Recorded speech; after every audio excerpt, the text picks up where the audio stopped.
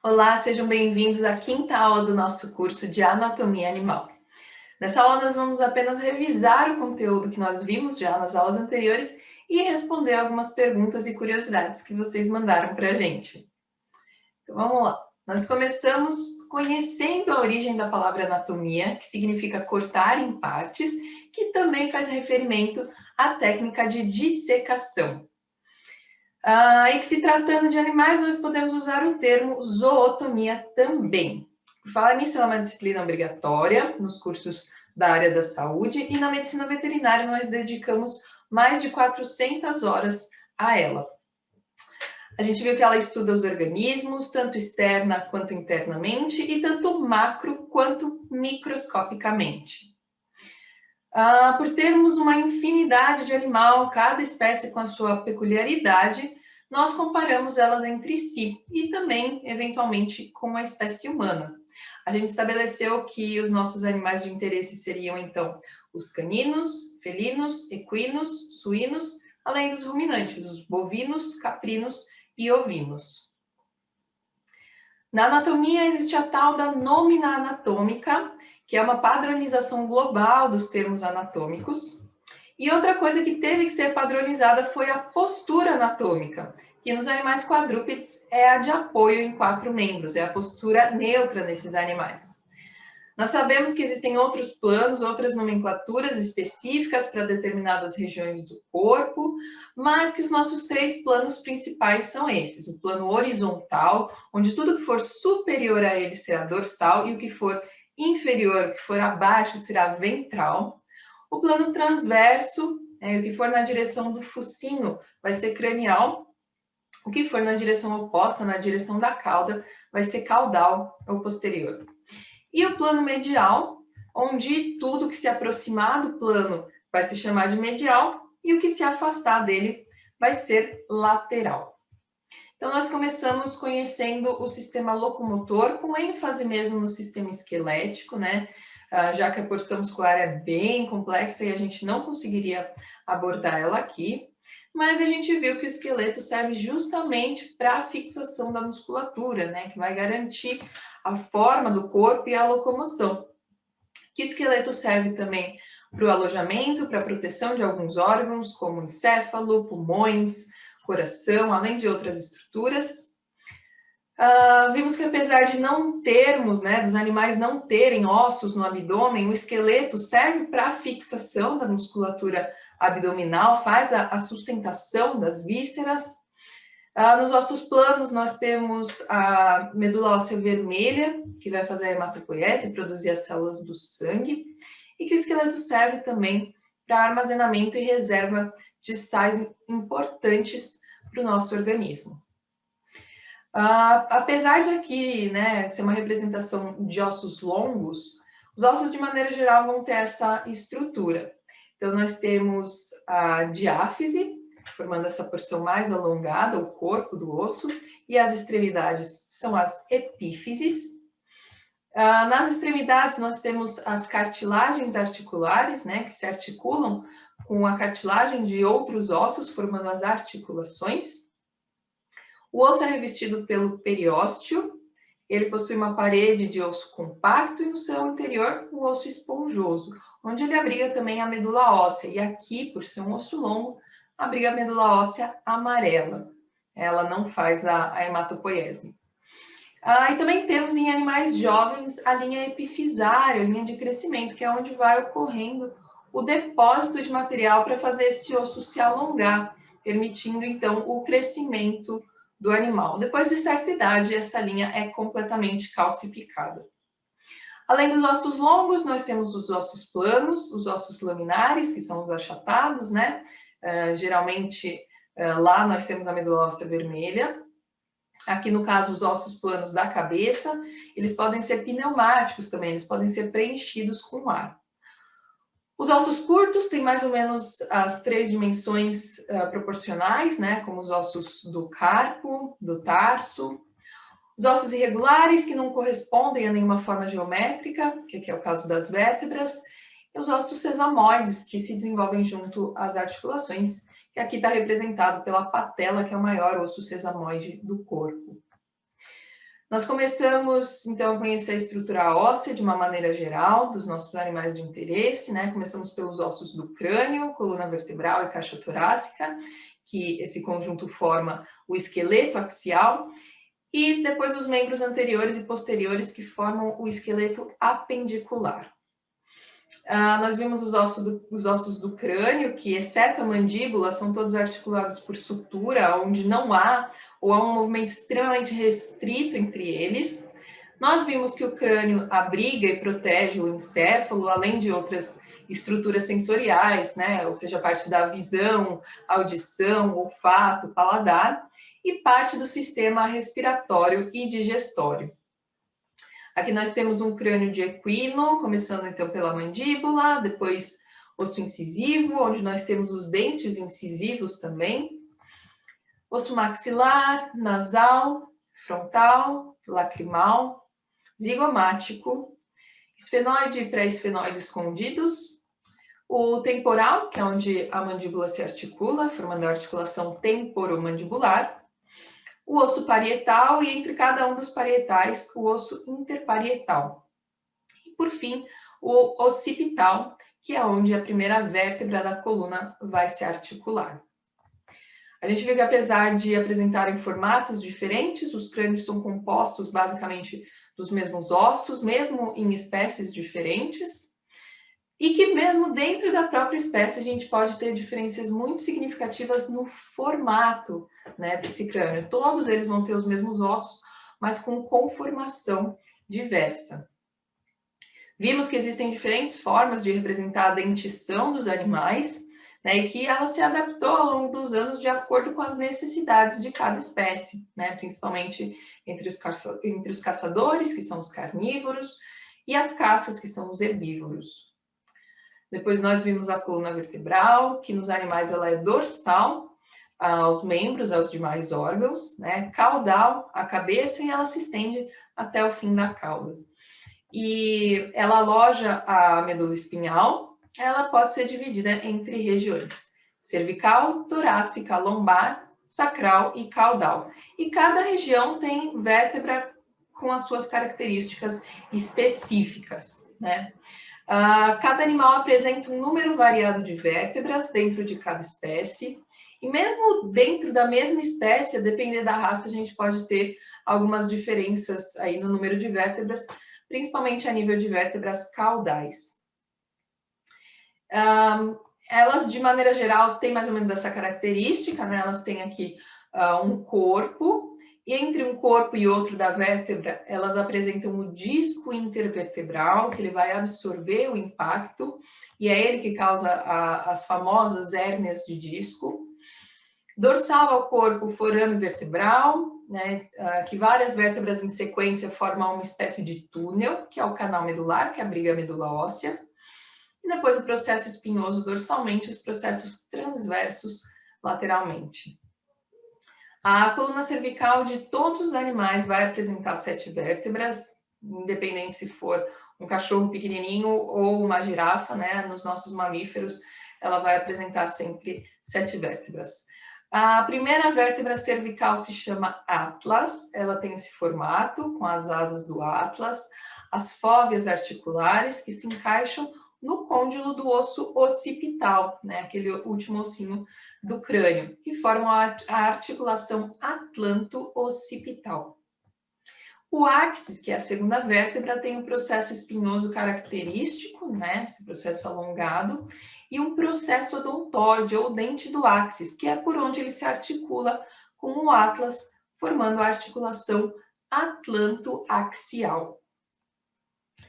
E as demais vértebras cervicais têm esse formato bem irregular, bem característico delas.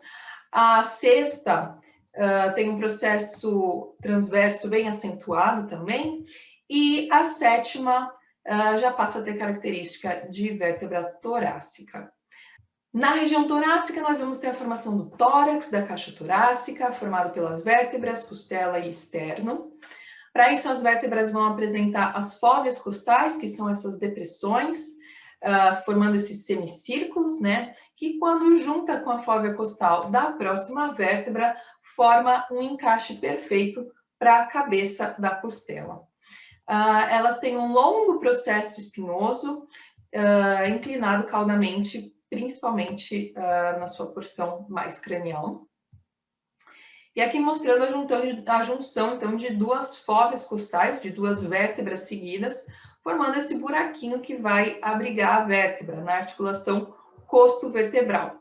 Nós vimos ainda que a vértebra se articula no externo através de uma cartilagem, não da parte óssea em si. Os primeiros pares se articulam com a própria cartilagem, que são as costelas verdadeiras ou externais. Os pares seguintes se fundem na cartilagem da última costela verdadeira, que são as costelas asternais.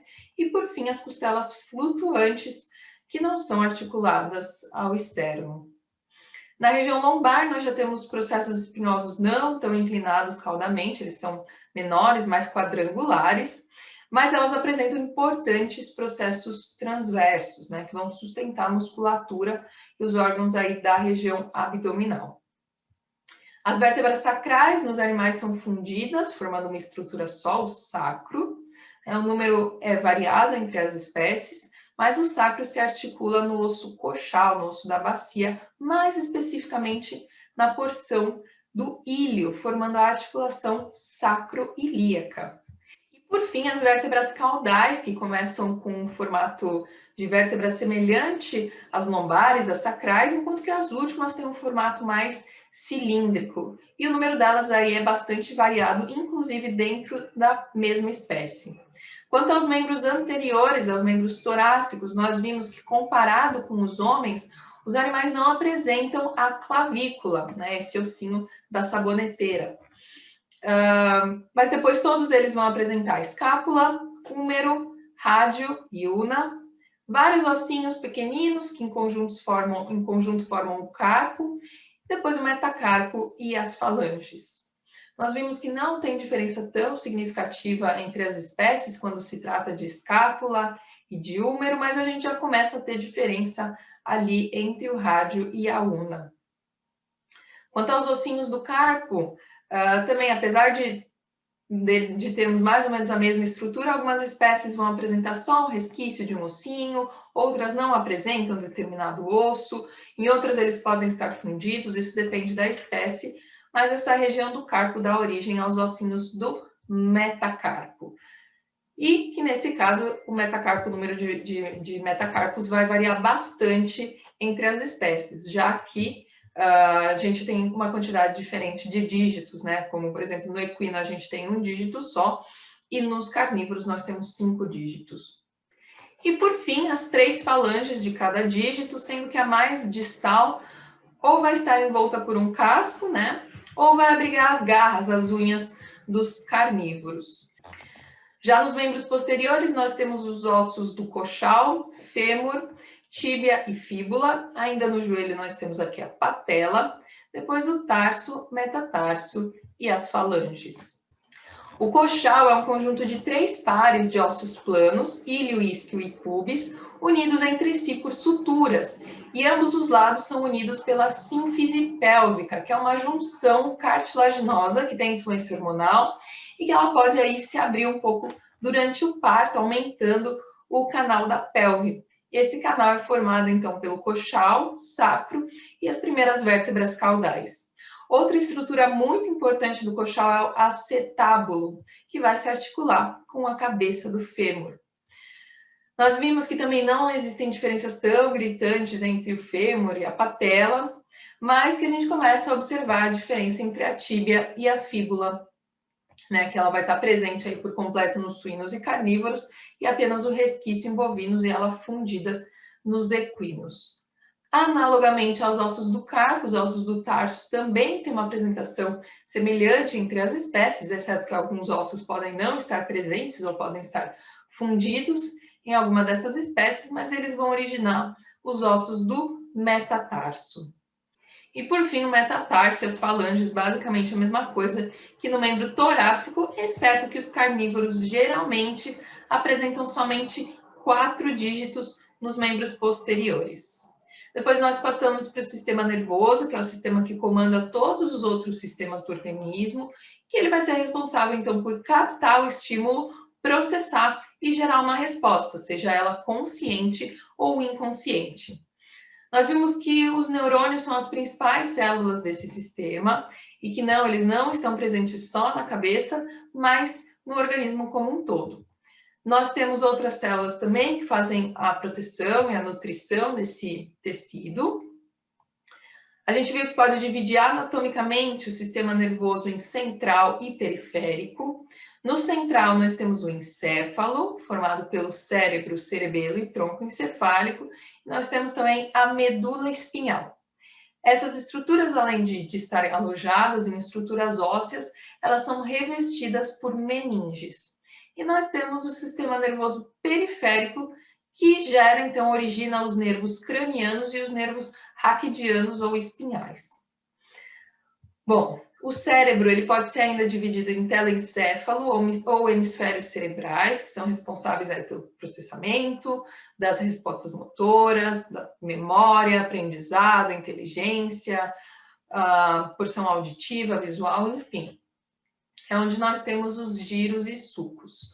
E depois o diencéfalo, onde nós temos o tálamo, o hipotálamo, a hipófise, onde tem aí o controle das emoções, o comportamento emocional, a homeostase, né, que é o equilíbrio do corpo, o comando do sistema endócrino, enfim. Essas são as divisões do cérebro. O cerebelo, ou também chamado de árvore da vida, está relacionado mais ao equilíbrio, postura, tônus muscular, ajuste de movimentos finos. E o tronco encefálico também a gente pode dividir ele em mesencéfalo, ponte e bulbo, ou medula oblonga. E ele vai originar 10 dos 12 pares de nervos cranianos. Tá? Então, ele vai controlar os músculos da cabeça, alguns do pescoço, transmite informações do cérebro e cerebelo para a medula espinhal e vice-versa.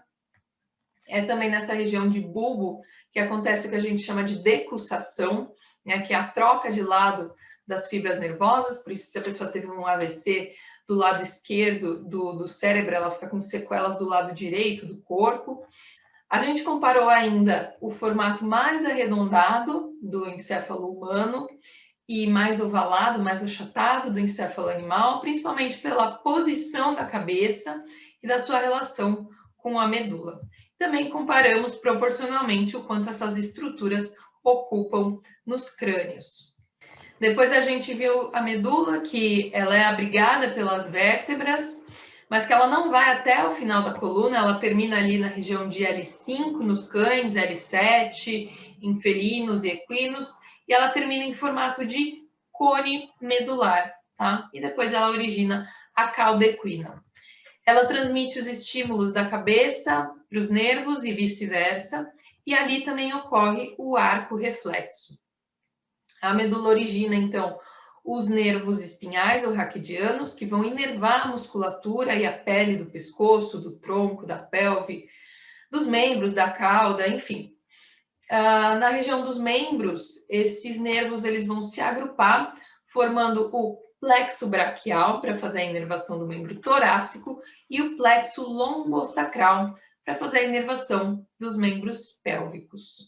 E, por fim, os 12 pares de nervos cranianos, que têm função de sentir os odores, recepção de estímulo visual e auditivo, equilíbrio, paladar, sensibilidade da face, mímica facial, a mastigação, deglutição, responsáveis pelo lacrimejamento, produção de saliva, movimento de alguns músculos do pescoço, enfim. E vimos também que o sistema nervoso autônomo é aquele que faz o controle involuntário, então das vísceras, tanto em situação de repouso quanto em situação de estresse. Ele prepara o corpo para um eventual caso de luta ou fuga. Depois vimos o complexo sistema cardiovascular, que é responsável por bombear o sangue do corpo, né, levando oxigênio e nutriente para todos os sistemas e trazendo o sangue de volta para ser oxigenado. E como diz o nome cardiovascular, ele vai ser formado pelo coração e pelos vasos sanguíneos. Nós vimos que o coração é dividido em lado direito e lado esquerdo, que cada lado vai apresentar o átrio, que é onde recebe o sangue, e o ventrículo, que é onde bombeia esse sangue para uma artéria. O sangue chega pobre em oxigênio pelo átrio direito, passa para o ventrículo direito, é bombeado para os pulmões, vai ser oxigenado, ele retorna então para o átrio esquerdo, que passa para o ventrículo esquerdo e vai ser bombeado para todo o corpo. E assim nós temos a pequena e a grande circulação. Nós vimos que os fetos não respiram pelos pulmões, que na verdade neles está cheio de líquido. Então a oxigenação do sangue vai depender da placenta, do cordão umbilical, né, que é composto por uma veia umbilical, duas artérias umbilical e o úraco, que se conecta com a bexiga do feto. Já que neles o pulmão não tem função de oxigenação do sangue, não precisa ter uma grande e uma pequena circulação. Por isso, eles têm três shunts, três desvios, que são o ducto venoso, o forame oval e o ducto arterioso. O ducto venoso joga o sangue vindo da veia umbilical direto na veia cava. O forame oval conecta o átrio direito e o átrio esquerdo, e assim o sangue que chega no coração já vai ser jogado para o lado esquerdo para ser distribuído para todo o corpo. E a porção, né, a quantidade de sangue que não for para o lado esquerdo vai ser bombeada pelo ventrículo direito e vai ser desviada pelo ducto arterioso até a aorta para também já ser distribuída para todo o corpo. Quando o feto nasce, tem o rompimento do cordão umbilical, né, e o neonato é obrigado a respirar para poder oxigenar o sangue. E daí, nesse caso, o forame oval e o ducto arterioso se colabam, né, se colam. E a partir daí a gente começa, né, dar origem à pequena e à grande circulação, como nós vimos anteriormente. Quanto à anatomia do coração, a gente conseguiu notar as artérias e as veias coronárias que fazem a nutrição e a vascularização do próprio coração. Essa porção mais pontuda, que é chamada de ápice do coração, que vejam, ela é mais deslocada de fato para o lado esquerdo, apesar do coração ser medial no tórax. Nós vimos que o coração é um órgão muscular oco, que tem uma musculatura específica só desse órgão, né? Ele está localizado na porção ventrocranial média e com seu ápice aí deslocado para o lado esquerdo. Ele vai ser recoberto por esse envoltório, por esse saquinho, essa capinha, que é o pericárdio. Por dentro, ele é revestido pelo endocárdio e a parede muscular em si é o chamado miocárdio. Por dentro, ele tem, então, essa parede muscular que divide em lado direito e lado esquerdo, e cada lado vai ter um átrio e o ventrículo. Eles vão ser divididos pelas válvulas ou valvas. Nós vimos também que ele não se contrai como um todo, mas que enquanto os átrios estão em sístole, ou seja, em contração, os ventrículos estão em diástole. E daí vice-versa. Esse é o chamado de ritmo circadiano. Vimos que não existem grandes diferenças entre o coração das diferentes espécies, mas que os ruminantes apresentam um osso cardíaco, o os cordes ou ossacordes, que serve para estabilizar os grandes vasos durante o bombeamento cardíaco. Os bovinos e caprinos vão apresentar dois ossos e os ovinos vão apresentar um osso só. Nós conhecemos também os vasos sanguíneos, que são as artérias, capilares e veias. As artérias têm uma importante parede muscular, por isso que a gente consegue sentir a pulsação. Os capilares são super fininhos, têm essas paredes simples que permitem a troca de gases e de nutrientes. E as veias, principalmente a nível de membros, elas apresentam válvulas ou valvas que impedem que o sangue retorne, já que ele tem que seguir contra a gravidade. Eu dei uma leve introduzida também no sistema linfático, né, já que ele está sempre junto aos vasos sanguíneos, né, os vasos linfáticos. Os capilares linfáticos recolhem o excesso de líquido, gordura, micro-organismos, outras substâncias que extravasaram dos capilares sanguíneos e carregam tudo isso para os linfonodos, onde tudo vai ser filtrado. O que for bom vai ser devolvido nas grandes veias, o que for ruim vai ser destruído. Nós temos os linfonodos, que são palpáveis, mas temos também outros órgãos que vão ser responsáveis pela maturação, destruição de células sanguíneas, a produção delas, também pela defesa do organismo. E depois nós vimos o sistema respiratório. A gente viu que esse sistema permite a entrada e saída do ar para fazer a oxigenação do sangue, e depois conhecemos todas as suas estruturas. começando pelas fossas nasais, onde nós temos os cornetos, que fazem o aquecimento, umidificação, filtração do ar, né? E nas fossas nasais nós temos a porção etimoidal, que é responsável pelo olfato. A boca, que faz tanto parte do sistema gastrointestinal como respiratório. A faringe, que é uma região comum para esses dois sistemas mesmo, né? Que ela vai comunicar as fossas nasais e a boca com o esôfago ou a laringe e traqueia.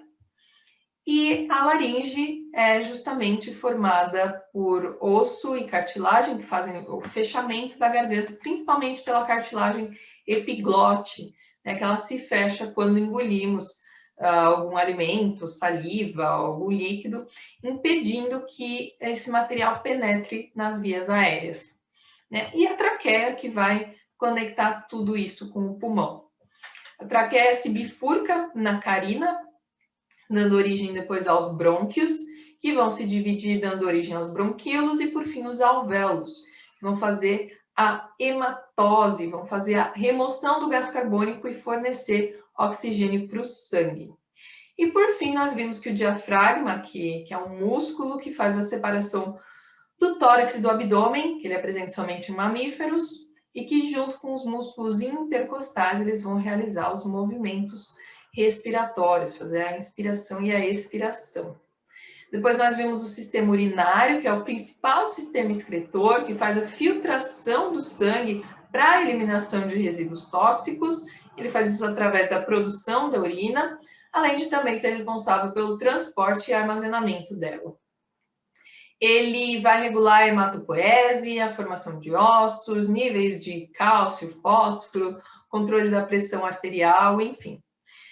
Nós vimos que ele é formado por um par de rins, né, um par de ureteres, a bexiga e a uretra. Os rins são localizados ali dorsalmente, próximo às costelas, sendo que o rim direito é mais cranial que o esquerdo. E é nos rins que ocorre a filtração do plasma sanguíneo através de estruturas chamadas de néfrons. Eu até comentei com vocês que os gatos têm uma quantidade muito menor de néfrons, e é justamente nessa espécie que a gente tem maiores problemas de doença renal. A gente viu que a urina é formada graças à filtração inicial do plasma, que vai acontecer aqui a nível de glomérulo, e depois a água e outras substâncias que não deveriam ser eliminadas, elas são reabsorvidas para o sangue, e outras substâncias que deveriam ser excretadas, elas são secretadas nos túbulos dos néfrons. A gente viu que internamente os rins podem ser multipiramidais, como ocorre nos bovinos e nos suínos, ou unipiramidais, como ocorre nos carnívoros e equinos. Que externamente nós também temos as diferenças, já que os rins dos bovinos são lobados, eles apresentam lóbulos, e enquanto nas outras espécies eles são sempre lisos. Nos carnívoros e nos pequenos ruminantes, eles têm esse formato piriforme, formato de feijão. Nos suínos, eles são mais alongados, e nos equinos, eles têm formato de coração. Nós vimos que o rim direito é sempre mais cranial que o esquerdo, exceto nos suínos, que eles estão ali mais ou menos no mesmo nível. E nos bovinos, o rim esquerdo é contorcido sobre si mesmo, já que ele vai ser projetado, ele vai ser empurrado para o lado direito do corpo.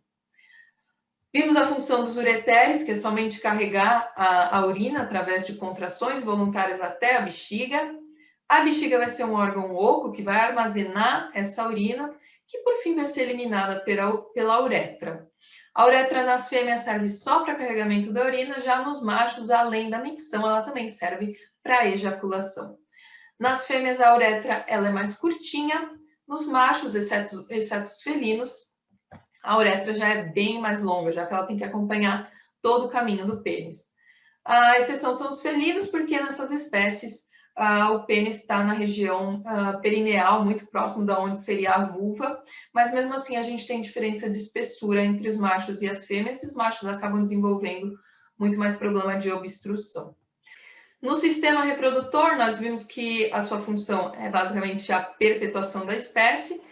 E além das estruturas em si, nós temos a produção de fluidos, hormônios, feromônios, que permitem, então, condições adequadas para a reprodução. A gente começou conhecendo o sistema reprodutor feminino, que ele produz e transporta os óvulos, os gametas femininos. Lá ocorre a fecundação, o desenvolvimento do embrião, o parto, além também da produção de hormônios. Então, começando pelo ovário, que são glândulas mistas, que eles tanto produzem os gametas femininos quanto hormônios. Os gametas migram pela tuba uterina até os cornos uterinos. A gente viu que existe diferença dos cornos entre as espécies, né? Em animais, os úteros são bicornados, ou seja, eles são repartidos, tem 2 cornos. Os carnívoros apresentam cornos bem alongados em formato de Y. Os suínos apresentam os cornos longos, mais espiralados. Nos equinos, os cornos terminam de forma abrupta e nos suínos, eles se dobram sobre si, terminando em formato de saca-rolha. Os corpos uterinos, a gente viu que são relativamente curtos nessas espécies. E, por fim, os cérvix, ou colo de útero, que são dobras da mucosa, né, que nos suínos e bovinos são formados por anéis fibrocartilaginosos. E nós vimos que os úteros bovinos têm essas bolinhas. Isso porque esses animais têm a placenta cotiledonária. O útero apresenta essas bolinhas que são as carúnculas, onde os cotilédonos das placentas vão se ancorar, vão permitir a nutrição do feto. O conjunto de cotilédono da placenta e da carúncula da parede uterina se chama placentoma. Depois a gente vai ter a porção da vagina, né, que vai acomodar o pênis durante a cópula, e é por onde também vai sair o feto durante o parto. Fazendo a divisão da vagina com o vestíbulo vaginal, nós temos o ósseo externo da uretra, né, ou seja, a saída da uretra, e nós podemos observar também a glande do clitóris ou clítoris na porção final do vestíbulo vaginal. Mais externamente, a gente tem a vulva, que é a genitália externa feminina, que por fora ela é recoberta por pele, internamente é recoberta por mucosa. E esse conjunto, juntamente com o sistema endócrino, com a produção hormonal, né, vai permitir a proliferação da espécie. Já no sistema reprodutor masculino, a gente viu que também serve para a produção, armazenamento e transporte dos gametas masculinos, dos espermatozoides, né? Também serve para a deposição deles no interior do sistema reprodutor feminino e que ele também vai produzir os hormônios andrógenos, os hormônios masculinos. Tudo isso sempre visando a perpetuação das espécies. Externamente, a gente não consegue observar os testículos, mas sim o escroto ou sacro escrotal. Os espermatozoides devem ser produzidos em uma temperatura abaixo da temperatura corporal, por isso eles ficam projetados externamente da cavidade inguinal. A posição pode variar entre as espécies, já que nos felinos está ali na região perineal, nos caninos e equinos suínos está numa região mais inguinal, intermediária, e nos ruminantes eles são bem pendulares. O plexo pampiniforme também vai ajudar a manter essa temperatura um pouco mais baixa, a gente vai ter a veia testicular se enrolando ao redor da artéria testicular, e assim ajudando a baixar a temperatura do sangue que irriga os testículos. Tá? Então, começando com um par de testículos, nós vimos que eles são glândulas mistas, que produzem os espermatozoides, também produzem os hormônios andrógenos, que são responsáveis pelas características físicas e fisiológicas dos machos. Os espermatozoides produzidos ali vão ser levados para o epidídimo, onde ocorre a maturação dessas células e o armazenamento, principalmente a nível de cauda do epidídimo. Depois, no momento da ejaculação, eles seguem para o ducto deferente, até eles encontrarem as glândulas acessórias masculinas. Essas glândulas não produzem o espermatozoide, mas sim o líquido seminal, né, para aumentar o volume do ejaculado e também regular o pH da uretra masculina e da vagina da fêmea. O primeiro par de glândulas são as glândulas seminais, depois a próstata e, por fim, as bulbouretrais. Os cães apresentam somente a próstata. E, posteriormente, nós temos o bulbo, a formação do pênis. A gente viu que os suínos e os ruminantes, eles apresentam esse S peniano, ou flexura sigmoide, né, que o pênis pode ser dividido em bulbo, ou raiz do pênis, o corpo e a glande, e que geralmente, quando eles não estão eréteis, eles estão envoltos por uma dobra de pele chamada de prepúcio. Vimos que os cães têm osso peniano, o báculo, que serve para dar mais firmeza no pênis, né? Já que nessa espécie ele não penetra a fêmea tão túrgido. Ele realmente aumenta bastante de volume quando já ocorreu a penetração, né? Quando ele já está ancorado na fêmea. E é por isso também que a gente não pode separar uma cópula entre um cachorro e uma cadelinha, senão a gente pode acabar machucando os dois. E vimos que os felinos apresentam as espículas, que servem para irritar a vagina da fêmea, causando dor, enviando uma mensagem no cérebro de que ela deve ovular. E que essas estruturas também têm influência hormonal, portanto, elas não estão presentes em gatos muito jovens ou gatos castrados. A gente tem também bastante diferença na glande das espécies, né? Nos bovinos terminando em ponta de lança, nos demais ruminantes também, mas com um prolongamento uretral. Os suínos terminam em saca-rolha, os equinos têm essa coroa que diferencia a glande e que também apresenta uma projeção uretral um pouco mais discreta nessa espécie. Os caninos têm báculo, o osso peniano, e os felinos têm as espículas. Depois nós vemos o sistema gastrointestinal, que é onde nós vamos ter grandes diferenças entre os carnívoros, equinos e ruminantes. Nós vimos que o tubo digestório, apesar de apresentar algumas diferenças entre as espécies, eles têm função de apreensão, mastigação, deglutição, digestão e absorção dos alimentos, além da eliminação também de substâncias não absorvidas através da formação do bolo fecal. Então, a gente começou a ver pela boca, onde nós temos os lábios, os dentes, o palato duro, né, o céu da boca, o palato mole, a língua, que vai conduzir o alimento até a faringe, que vai deglutir. Nós vimos também as glândulas salivares, que são anexo do tubo digestivo, que servem para umidificar a boca e o alimento, facilitando, assim, a deglutição. Vimos a faringe, que a gente já sabe que é uma estrutura comum tanto para o sistema respiratório quanto para o sistema digestório. E no momento da deglutição, então, a epiglote se fecha e a faringe conduz o alimento para o esôfago, que vai transportar ele até o estômago. O estômago dos monogástricos ele é bem semelhante, trata-se de uma dilatação do tubo digestivo com função de digerir os alimentos através do suco gástrico. Ele fica localizado do lado esquerdo do corpo, imediatamente caudal ao diafragma. Nós vimos a mucosa no interior do estômago, é um tecido com glândulas que secretam o suco gástrico. A entrada do estômago, a transição ali entre o esôfago e o estômago é chamada de cárdia, e a saída do estômago, a transição entre o estômago e o intestino delgado, mais precisamente o duodeno, é o piloro. Nós temos ainda os ruminantes, que são animais poligástricos, ou seja, eles têm um estômago multicavitário. As 3 primeiras cavidades são aglandulares, elas são chamadas de pré-estômago ou de estômago mecânico, que são o rumen, retículo e omaso. E a última cavidade, que é o estômago glandular ou estômago químico, que é chamado de abomaso.